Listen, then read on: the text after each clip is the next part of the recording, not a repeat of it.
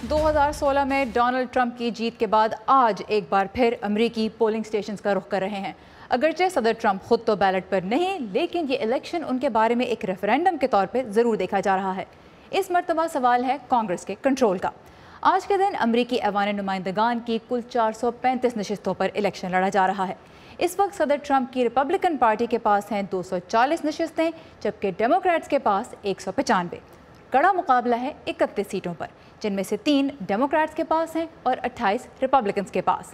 House के control के लिए किसी एक पार्टी को कम से कम 218 नशिस्तें आज हासिल करनी होंगी। रिपब्लिकन्स के पास 8 साल से ऐवान नुमाइंदगान में अक्सरियत है। दूसरी तरफ अगर हम सेनेट के बारे में बात करें तो सेनेट की कुल 100 नशिस्तों में से 35 पर आज इलेक्शन हो रहा है।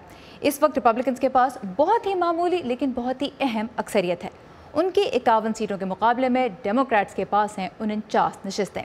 आज के दिन 35 में से 6 सेनेट की सीटों पर भी मुकाबला इंतहाई सख्त है।